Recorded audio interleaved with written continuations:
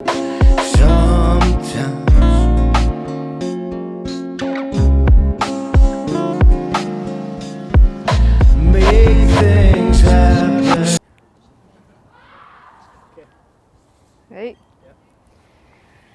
So I'm in Lynch's. Lynch's, you know Lynch's? I know Lynch's.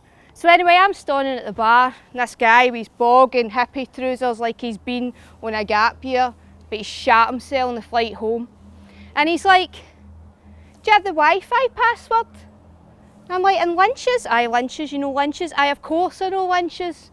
So anyway, I says, mate, he leans into me, this binge drinking dentist, eyebrows poised to extract molars for disbelieving mouse. A pound rattles some Aztec camera for a jukes box overhead, but it's just me and him, rough and rotten in this stout Formica stench. He says, mate, I think you must be fucking lost.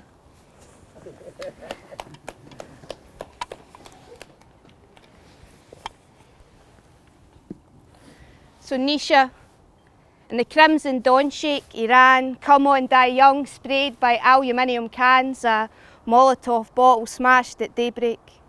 There's a bin spill by a cotton mill, a tick-tock of a clock set fast, mask-clad Sunday mass, the red flag flax the flyover at morning wake. And at dawn she poured him out, himself a neck-tight sweat break, and he stood bareback and Clyde-made and cried his city a heartache. It'll be plundered as we slumber here, silent spies lie wild around them. So this next piece is called Caledonia Uber Alleys. Take what you will from that. The cladding on that hospital's already left 79 dead. It's melanoma that's already spread, and they'll be goose-stepping to Caledonia when it finally takes us all. There are plants that stand 7 feet tall, and this tropic of cancer in the Calton that sees no need for a prince. They're going to shut off the heating, the eucalyptus weeping, they'll sip Lefroy to Eddie Reader when we've got no place to go. And when our lives become car parks or rent mid-market and counting, they'll call us service users. Bump spawns on Burns night soirees, and then blame Westminster when the curtains call. We've got teachers on strike, bin men on strike, academics on strike, nurses on strike, a generation of young folk declared no fit for work. See, it's like Donald Dewar's wee pipe dream as some shower of scabbing. So let me tell you how I love you, and I think about you all the time. Caledonia, you are calling me, and I don't want to call that home.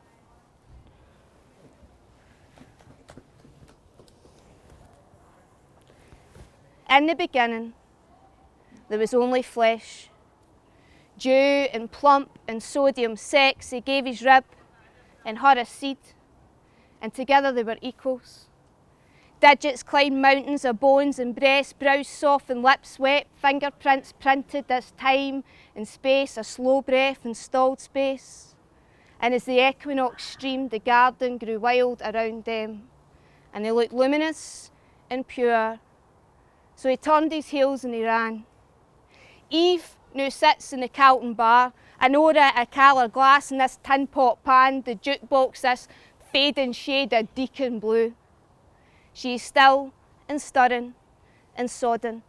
This year plods round her ears, you see nothing ever happens here, so she sinks a stout, holds back the tears, fingers forming a roll-up once feasted, now dry for cheap labour and weather. And she recalls it used to be green round here, but not green like trees, emerald of flags and youth and envy. A Commonwealth grey hushes out the side door, there's no Commonwealth round here. And in the summer, she saw him in the bric-a-brac. His George Best photo, like the one in the loft, his hair all black and soft.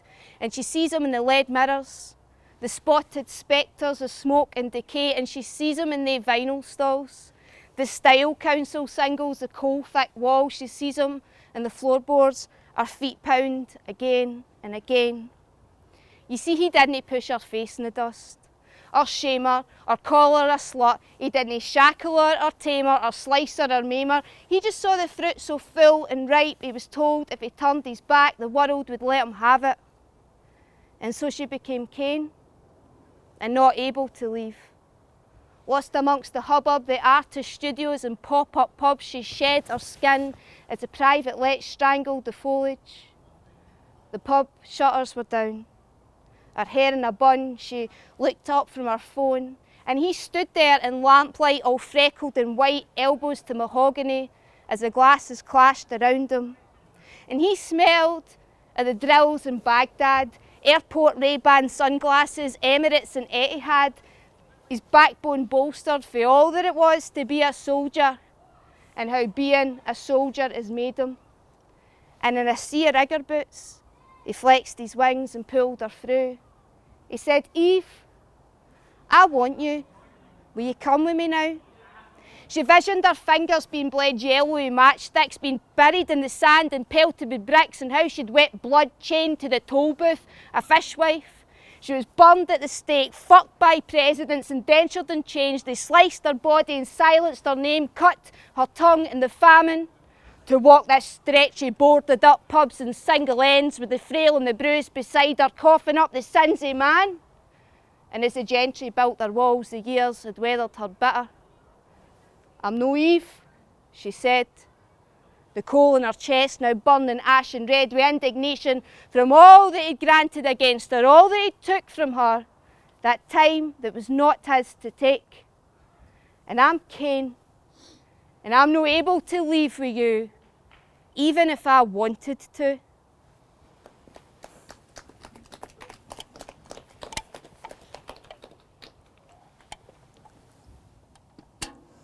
So the thought in this next poem is what's been getting me through lockdown. I dreamt we were in the Gaeltacht. Wet wax hoods over windswept heads, peat intense, nostrils crept, cheeks embered, we climbed whitewashed steps and slept a wooden chair and a cotton bed. I dreamt we were in the Gaeltacht, nicotine drawn through pink knobbled hands and sun lying orange on skin where it lands. Just us, some cans, and the Atlantic. You see, my mothers, they travelled on board, they left their tongues in these ivory shores, those hidden past lives, forgotten lores. They chored 9 days a week in this city concrete. And this city, it reeks of the dead, and the walls are closing in, and there's no promise left, and it's filmed on every camera, on every close end. And I no longer love her. It is time to go home. But 1,000 flood burst the banks of the Clyde each day in 1848 had it not been of people. The undead sailed in coffins from Derry. Irish fever spilled for the foil to boil the banks with typhoid, and the young scratched with fleas for starving rats to be sacked and abandoned in Glasgow's slums. And they were feared, and they were greeted by no one. When my family arrived in Scotland, they didn't flee famine but civil war. Their Gaeltacht was already black with Angorta Moor. Their names were warning signs on windows. And then no worker trade gave way to forgotten faiths and altered names, and just tags: Ataria, terrorist, and take. But coffins are no made of mahogany today. They're tarpaulin and waves, not Kilkenny's mass graves, but the beds of the Aegean Sea. The road from Damascus stacked with similarities even Saul could see. Flotsam children lined beaches, their flesh all bloated and grey with typhus. Their parents' skeleton faces lined security gates and fences with wires poked with frail famine hands, and lips stitched and stomach pitted like Joe McDonnell or Bobby Sands. Then they want me to say they're not like us. They don't belong like us. Well, I can never forget that my Scotland is cut from refugees, and oh how I'm privileged because my sisters made those journeys for me. So as a child I watched from couch and TV, miles from pipe bombs and peace walls, and I will not fall silent. I'll stand tall, and I'll stand proud, and I'll stand in solidarity with the displaced peoples now residing in Scotland. Thank you.